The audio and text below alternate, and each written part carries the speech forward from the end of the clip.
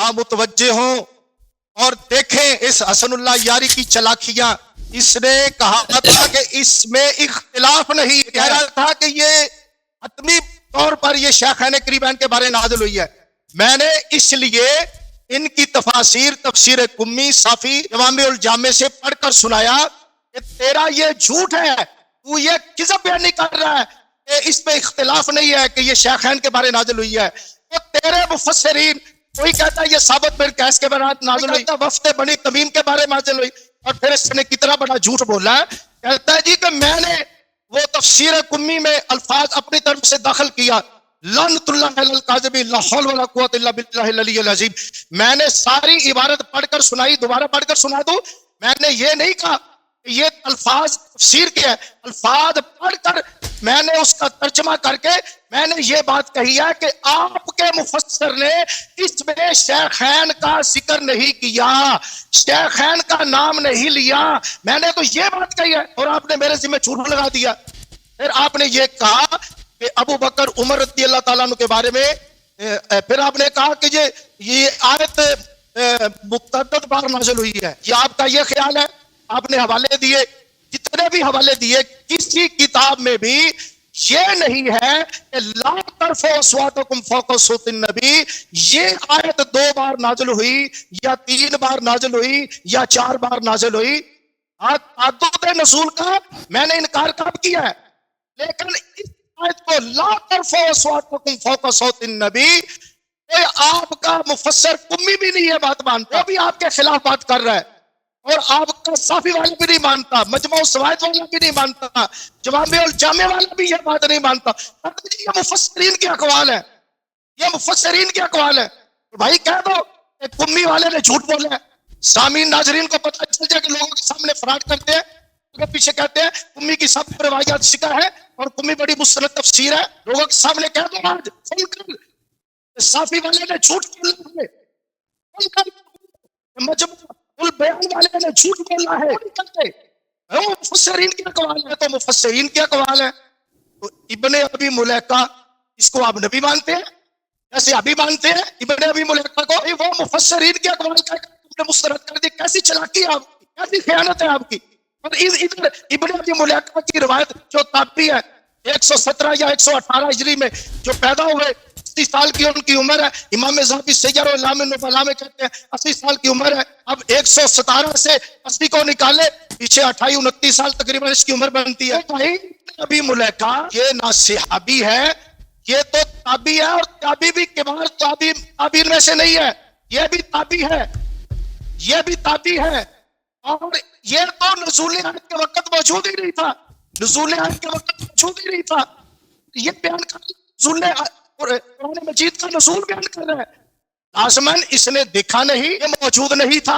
اور درمیان میں راستے ہیں. لا ترفعوا اصواتکم فوق صوت النبی کا شان نزول بیان کرتے ہوئے ابن ابی ملیکہ نے آگے نہ کسی تابعی کا نام لیا نہ کسی صحابی کا نام لیا کہ مجھے یہ بات فلاں صحابی نے سنائی کہ وہ صحابی فرماتے ہیں کہ میں فلاں وقت میں تھا اور اس وقت یہ آیت شیخین کے بارے میں نازل ہوئی. ادھر مفسرین کے اقوال کہہ کر مسترد کرتے ہو، اور ادھر ابن ابی ملیکہ جو ایک تابعی ہے اس کی بات پر آپ معاذ اللہ شیخین کریمین کے دشمن بنے ہوئے ہیں. ماننا ایک رکھے نا. اگر ابن ابی ملیکہ کی بات کو بنیاد بنا کر اعتراض کرتے ہو، شیخین کریمین کے ایمان کو حد سے تنقید بناتے ہو، اور ادھر دیکھ اوے علم یاری ادھر دیکھ سنے گا تو جواب دے گا نا. اچھی طرح سنا نہیں ہے بات، ادھر دیکھ آپ تو سنے گا تو جواب دے گا نا. اس نے کہا یہ آیت متعدد بار نازل ہوئی ہے، اور میرے بھائی مجھے حوالہ تو دے.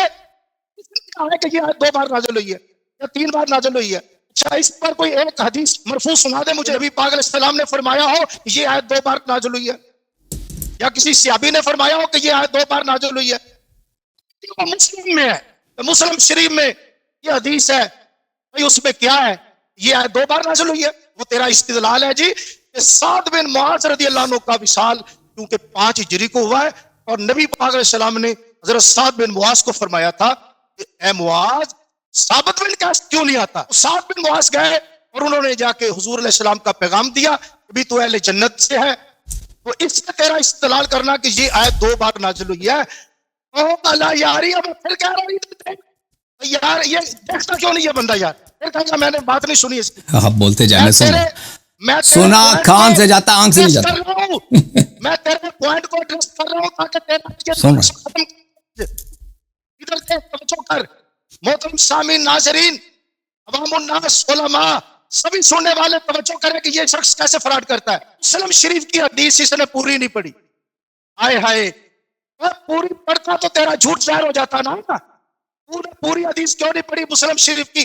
نکال اپنا سوال نکال. حاضرین سامعین کو پوری حدیث پڑھ کے سنا تاکہ تیرا جھوٹ ظاہر ہو جائے. امام مسلم رحمۃ اللہ نے اس حدیث کو 3 سندوں کے ساتھ ذکر کیا ہے اور اس کا مرکزی راوی ہے ثابت البنانی رحمۃ اللہ علیہ.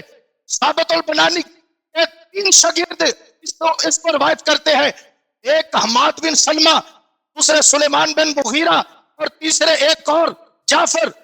وہ 3 شاگرد ثابت البنانی سے اس حدیث کو روایت کرتے ہیں.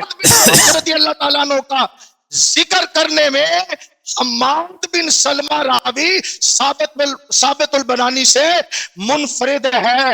امام مسلم نے یہ روایت نقل کرنے کے بعد اور اسی روایت کے نیچے جو تو نے پڑھ کر نہیں سنائی تاکہ تیری خیانت ظاہر نہ ہو جائے، امام مسلم نے اسی کے نیچے دوسری سند کے ساتھ روایت نقل کی اور کہا کہ اس سند میں سعد بن معاذ کا ذکر نہیں ہے.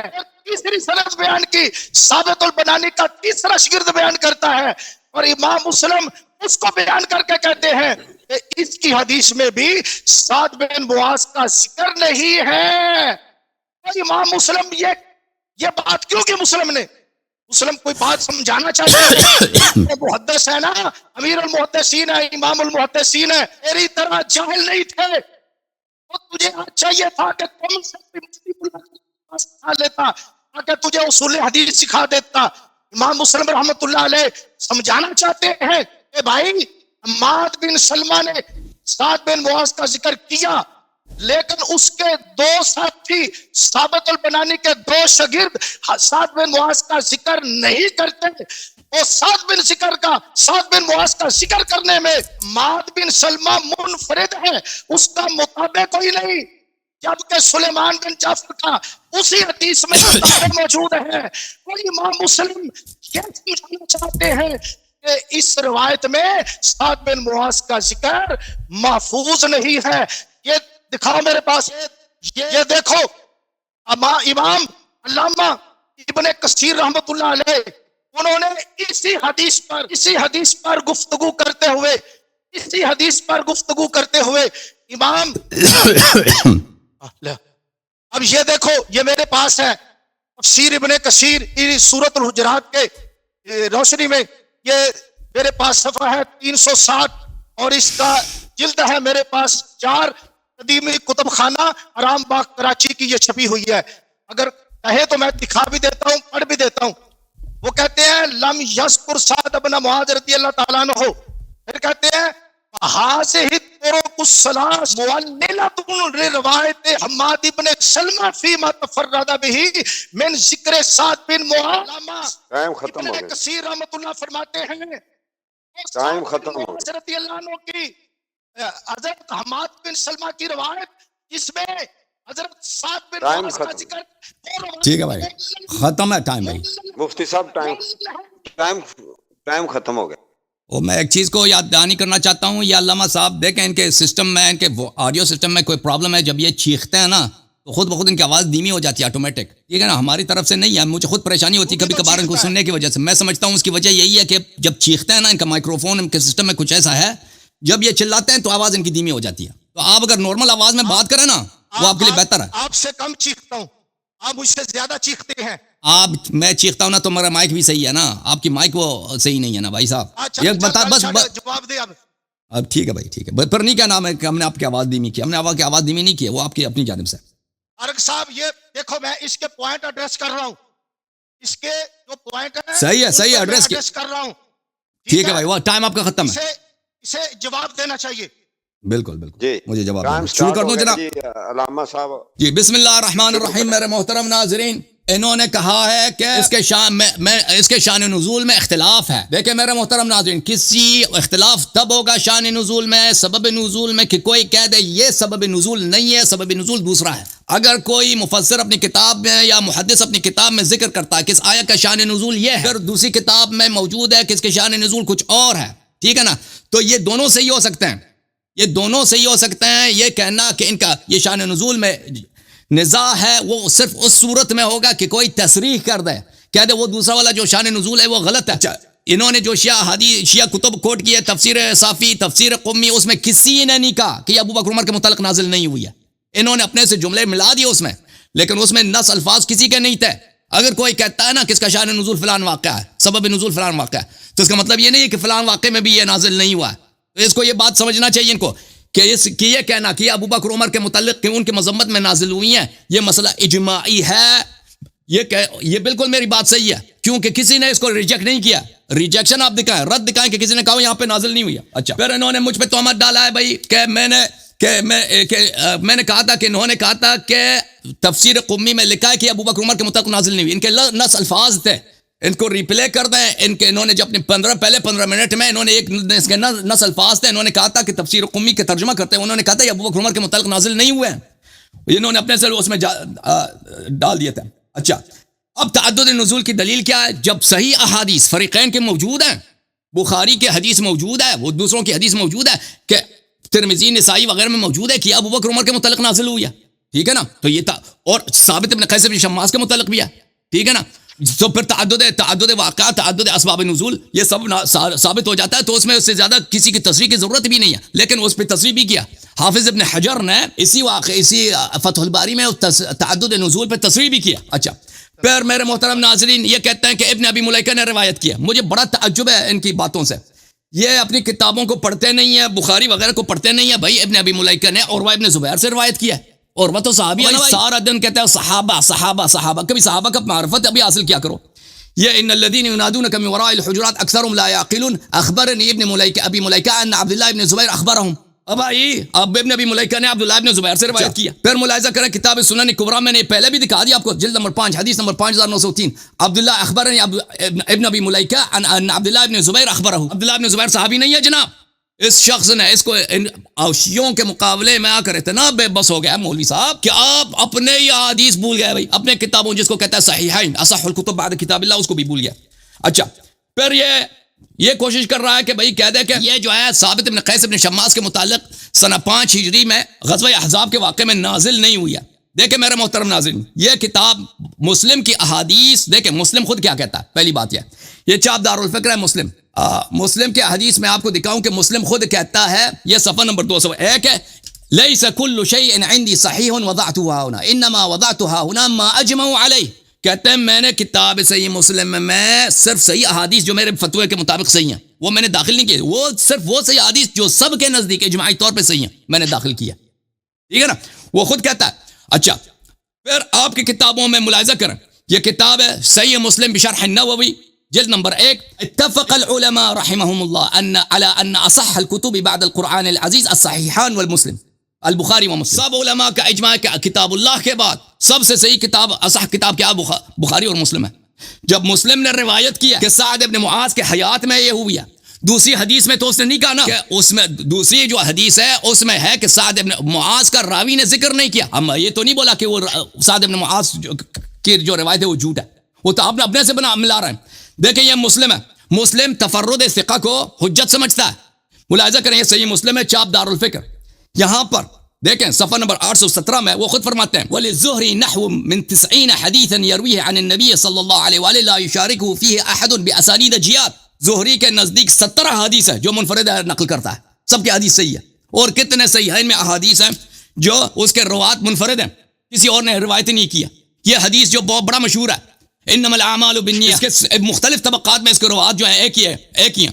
ملاحظہ کریں یہ بخاری کی روایت ہے خلیفہ دوم سے، کہتا ہے انما الاعمال بالنیات، یہ اس کی روایت ہے. اس کے متعلق کیا کہتا ہے حافظ ابن صلاح علوم الحدیث میں، کہتا ہے انما الاعمال بالنیات فانه حدیث فرد تفرد به عمر عن رسول الله صلی اللہ علیہ وآلہ، ثم تفرد به عن عمر علقمہ، ثم عن علقمہ محمد بن ابراہیم، ثم عنه يحيى بن سعید. ہر طبقے میں منفرد ہے مشہور حدیث انما الاعمال بالنیات. عمر سے بھی صرف علقمہ نے روایت کیا, علقمہ سے بھی صرف محمد ابن ابراہیم نے روایت کی, اس سے بھی صرف یحییٰ بن سعید نے روایت کیا. ٹھیک ہے نا. ملاحظہ کریں کتاب المفہم قرطبی صاحب کی جو ہے شرح مسلم ہے, یہاں پہ ملاحظہ کریں والانفراد بالثقہ لا یخرم الثقۃ بہ, انفراد تفرد ثقہ اس کی حدیث کو ضعیف نہیں بناتا. علامہ صاحب بس مسلم کی احادیث سب اجماعی ہیں اور یہ اصح الکتب بعد کتاب اللہ ہے, اور آپ کی یہ چالاکی اور یہ فریب, یہ دھوکہ کہ مسلم نے کہا ہو کہ یہ سعد بن معاذ والی حدیث جو ہے یہ غلط ہے, یہ ضعیف ہے. مسلم کا یہ قول نہیں, آپ اس میں ڈالنے کی کوشش کر رہے ہیں. اگر کسی نے ذکر نہیں کیا تو اس کا مطلب یہ نہیں ہے کہ وہ وہاں پہ وہ سعد بن معاذ نہیں تھا. ٹھیک ہے نا. مسلم نے اپنی حدیث کی تضعیف نہیں کیا ہے, مسلم نے تصریح کیا ہے کہ اس کے سب احادیث بالاجماع صحیح ہیں, اور انفراد ثقہ اس کے صحت پہ کوئی اثر نہیں ڈالتا. اچھا, جب یہ ثابت ہو گیا میرے محترم ناظرین, اب آتے ہیں اصل موضوع کی. ابو بکر عمر نے آواز بلند کی ہے, نہیں کہہ دو کہ ابن ابی ملیکہ صرف اس نے روایت کی ہے, نہیں, عبداللہ ابن زبیر نے بھی روایت کی ہے. علامہ صاحب پھنس گیا بری طرح, کہاں جاؤ گے, ہر طرف سے آپ پھنسے ہوں. یہ آپ کا امام ہے فخر رازی, تفسیر فخر رازی المجلد العاشر, یہاں پہ ملاحظہ کریے سورہ حجرات ہے, رفع الصوت دلیل علی قلت الاحتشام و ترک الاحترام. رفع الصوت بے ادبی کی دلیل ہے, ترک الادب کی دلیل ہے, ترک احترام کی دلیل ہے. اور علامہ صاحب جو نبی صلی اللہ علیہ وسلم کے ساتھ بے ادبی کرے, ایف آئی آر کا پرچہ اس میں کٹتا ہی نہیں کرتا, ایف آئی آر کٹتا ہی نہیں کرتا, اللہ کی جانب سے فائر کٹا ہوا ہے, کفر کی دلیل ہے, اجماع ہے اس مسئلے پہ. کہیں آپ ادھر ادھر بھاگو نا, اللہ یاری کے ہاتھ لگے ہیں. پھر کہتا ہے صفحہ نمبر 105 میں فخر رازی کہتا ہے وَأَمَّا الْمَعْنَى أَن تَحْبَتَ إِشَارَةٌ إِلَىٰ أَنَّكُمْ إِن رَفَعْتُمْ أَصْوَاتَكُمْ وَتَقَدَّمْتُمْ تَتَمَكَّنَ مِنْكُمْ هَذِهِ الرَّذَائِلُ وَتُؤَدِّي إِلَى الْإِسْتِحْقَاقِ. اگر آپ نے رسول اللہ صلی اللہ علیہ وسلم پہ آواز بلند کیا ہے, ان پہ تقدم حاصل کیا ہے, آپ نے تحقیر کی ہے نبی کی صلی اللہ علیہ وسلم, ان کی شان کی آپ نے توہین کی ہے, اور وَيُؤَدِّي إِلَى الْإِنْفِرَادِ وَالْإِرْتِدَادِ الْمُحْبِطِ, اور یہ سبب ارتداد ہے, تفسیری ہے, سبب ارتداد ہے, اوے مرتد ہونے کی دلیل ہے. علامہ صاحب یہ آپ کا امام کہہ رہا ہے, آپ کہاں جاؤ گے. اللباب فی علوم الکتاب تالیف ابن عماد الدمشقی الحنبلی, یہ حنبلی ہے, کٹر ناصبی, صفحہ نمبر سنہ 880 میں اس کی وفات ہے, جلد نمبر 17 ہے, چاپ دار الکتب العلمیہ ہے. ملاحظہ کریں لا تجروا له بالقول, اسی آیت سورہ حجرات کی تفسیر. معنی الكلام انکم ان رفعتم اصواتکم وتقدمتم فذلك يؤدي الى الاستحقار وهو يفضي الى الارتداد والارتداد محبط. معنی کلام یہ ہے, اللہ فرما رہا ہے کہ اگر تم نے آواز بلند کی ہے, تقدم حاصل کیا ہے, یہ نبی صلی اللہ علیہ وسلم کی تحقیر ہے, اور یہ ارتداد کا سبب ہے, اور ارتداد حبط اعمال کا سبب ہے. پہلے مرتد بنتا ہے, پہلے حبط ہو جاتا ہے. ہائے ہائے, جس نے آواز بلند کی نا مرتد ہو. یہ میرا قول نہیں ہے, آپ کے علماء کے اقوال ہے, قرآن مجید کی تفسیر ہے. جو اللہ نے جو فرمایا لا ترفعوا اصواتکم ان تحبط, اس کا کیا مراد ہے؟ آواز بلند کرو گے بے ادب. یہ پیغمبر سب انبیاء سے عظیم ہے, ان کی بے ادبی میرے اور آپ جیسے لوگوں کی بے ادبی نہیں ہے. ان کے دربار میں بے ادبی کرنا اللہ رب العزت کے شرک کرنے کے مترادف ہے. اور بھائی آواز بلند کی تمہارا امام کہہ رہا ہے کہ اللہ بلکہ قرآن میں کہہ رہا ہے, یہ تحقیر نبی صلی اللہ علیہ وسلم ہے, تحقیر نبی. پہلے مرتد بنتا ہے شخص, پھر اس کے بعد اس کے اعمال حبط ہو جاتے ہیں. اب بتاؤ جواب دینا, تم نے تحقیر عدم احترام کے جواب نہیں دیا, اذیت کا جواب نہیں دیا, عدم تحکیم الی نبی صلی اللہ علیہ وسلم کسی کا جواب آپ نے نہیں دیا. میرا ٹائم ختم ہے.